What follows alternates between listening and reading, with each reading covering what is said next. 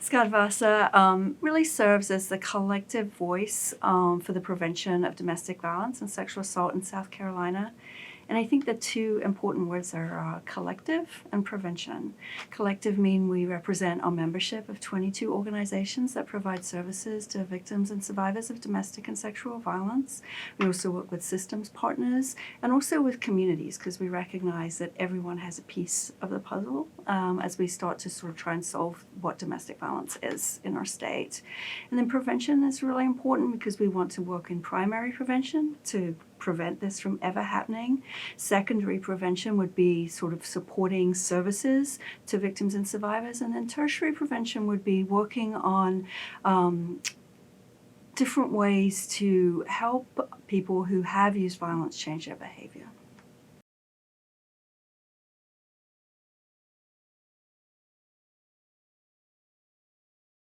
So as we said, we are a membership-based organization. So we have 22 member organizations who provide wraparound direct services to victims and survivors of domestic violence and sexual assault and their children. We provide technical assistance to those organizations, so really helping them adopt and grow into best practices for serving individual survivors and responding to their needs. And like last year, we provided over 700 instances of technical assistance. We also do a lot of training, that webinars, of course, now since COVID, but conferences too. This year, we've done 65 trainings so far, and trained over 2,000 people. So we really have a very prominent role in training our state to respond to these issues. We also have a legal program which connects contract level attorneys who are paid a low bono rate with survivors who need help in the family court system, or with sexual assault survivors who need help with civil orders.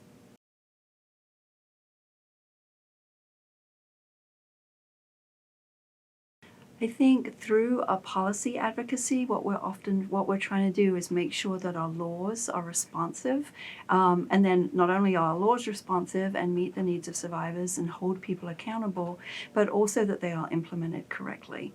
Through our technical assistance and training, we're working to build best practices and trauma-informed services to survivors who do come forward. And then, as I mentioned earlier, our legal program provides critical services in an area that many people can't afford the help they need.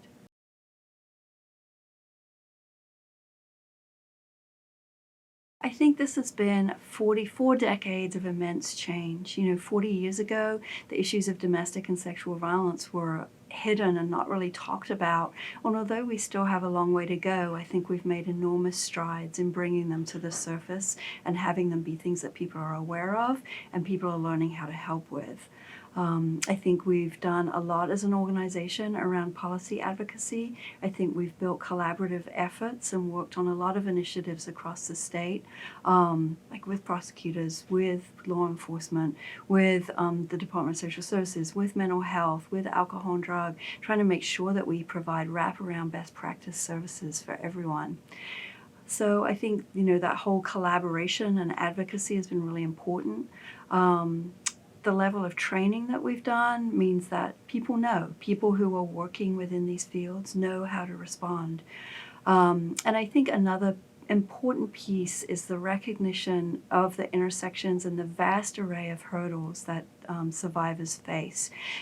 Sometimes it's often thought that our only lane in advocacy is around the criminal justice response, but we are recognizing more and more that survivors need access to affordable housing, they need access to health care, they need access to mental health care, they need access to child care, they need access to legal services, they need access to broadband and Wi-Fi. So every lane is really our lane as we try and build coordinated responses in our state.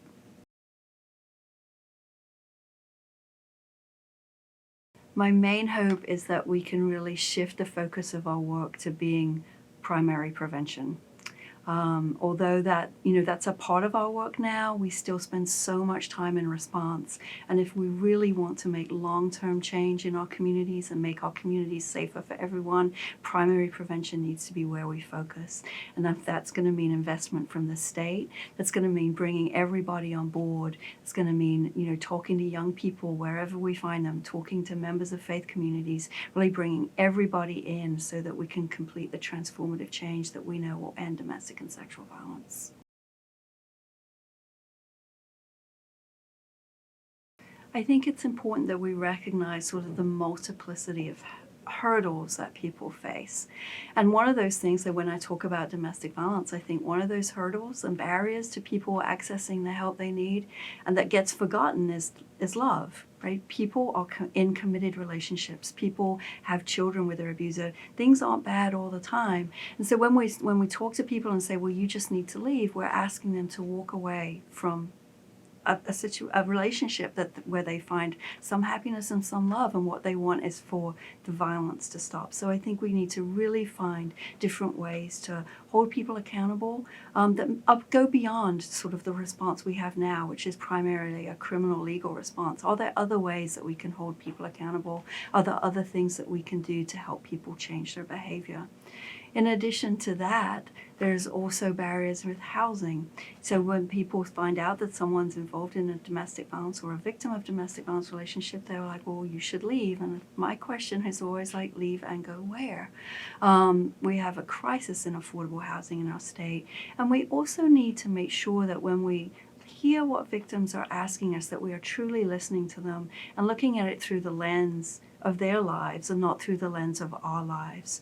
You know, if I had to leave a situation, if I had to leave my relationship tomorrow, it would be challenging. And I'm saying that with a stable job, with time off that I can take, with a good, stable salary. We're asking people to do all that while they're living in fear when they have none of those resources. So I think we really need to think about what we're asking people to do, to listen to what they say, because they are the experts in their own lives, and to take it from there.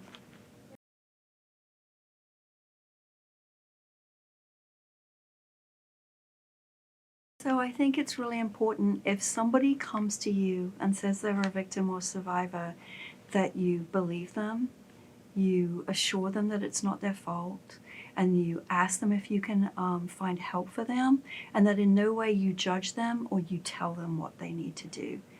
Always be there for somebody. And if, you know, you may be the only person that they tell, so it's important that you are receptive to them and to what they need. Find resources, educate them, educate yourself, so when you can share them with them, and when they're ready, they may be able to take the action that they need to make themselves safe. So my final message would be that I think in all of this we have to keep a message of hope, because that's how we keep moving forward. And otherwise, you know, when we hear these stories, it can be really despairing, but we need to keep that message of hope, both to help individual survivors move forward in their healing, and also for ourselves in this work. We have to keep that hope that things can be better, and that we reach our goal of a South Carolina that's free from domestic violence and sexual assault. For survivors who are looking for assistance, they can go to our website, which is SCCADVASA.org, and under our Member Programs tab, you'll find a map, and you can click on the county in which you are, and it will give you the resources in that area, our member programs in that area, and what they can provide to you, and also the contact information. You can also call the National Domestic Violence Hotline, which will connect you with a program in your area, and the National Domestic Violence Hotline also has text and chat capability, which is something some of our member programs are also working on expanding in, because we know these days that people are more comfortable sometimes in using those methods of communication.